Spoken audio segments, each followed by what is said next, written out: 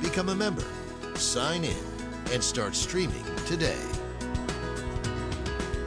It is time to get to our favorite part of the show, Disgrace of the Week. Patty, as always, please start us off. Well, let's remember that the Colorado Republicans' dilemma is not new. This week we heard about Lauren Boebert's excessive, perhaps, mileage report 10 years ago when Dan Mays, remember, Dan Mays was the Republican candidate for governor, and he managed to rack up a bill that was almost twice that. So maybe this too will pass.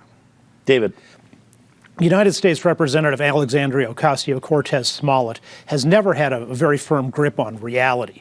But recently she's been claiming that Ted Cruz tried to have her murdered, and she was, in the day the Capitol was attacked, she was hiding in her office bathroom while a mob was at the door. Well, it turns out actually she was in the Cannon House office building, a separate building that was never entered by anyone from the mob, and the only people who came down the hallway were the Capitol Police, just checking that everybody was okay.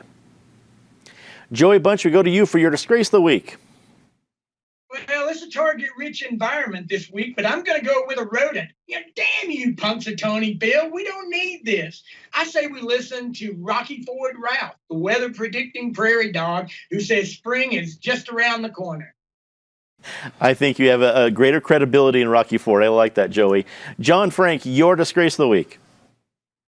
I'm not sure that we can have this conversation without bringing in the Colorado Rockies. What a mess. I can't understand what's going on.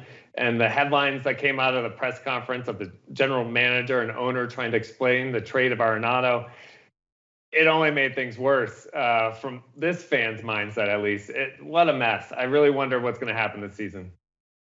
I totally agree. Well said there, John. Let's get to Say Something Nice. Patty?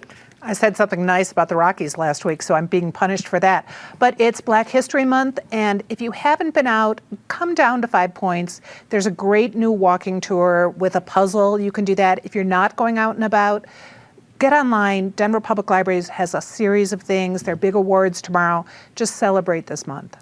David. United States Representative Diana DeGette, a member of the reality-based community, is co-sponsoring a bill with a Indiana Republican to accelerate testing and get more testing out there. A very sensible approach. Joey, we go to you for Say Something Nice. Well, Colorado College's State of the Rockies poll was out this week, and both Republicans and Democrats support preserving 30% of our land and water by 2030. It's great to see bipartisanship anytime right now, but it's great to see it over a shared Colorado value like land and water. That gives me optimism. Hear, hear. John Frank, we go to you for Say Something Nice. Well, there's good news about local news. To take a moment of personal privilege, I suppose, the launch of Axios Denver later this month that Elena and I will be doing, is really going to be great for the community. We're going to elevate the best coverage that already exists. We're going to break news, and we're going to have a lot of fun. So I think there's good news for the local news ecosystem here in Colorado and Denver, and we can all be thankful for that.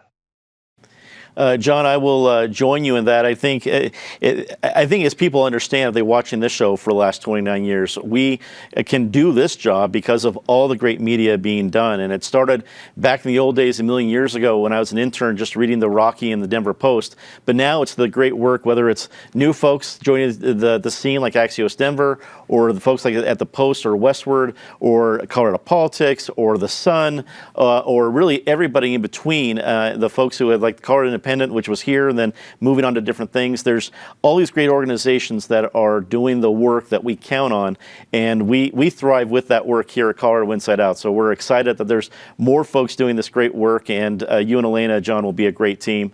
I know we'll have more great folks coming back to Colorado Politics.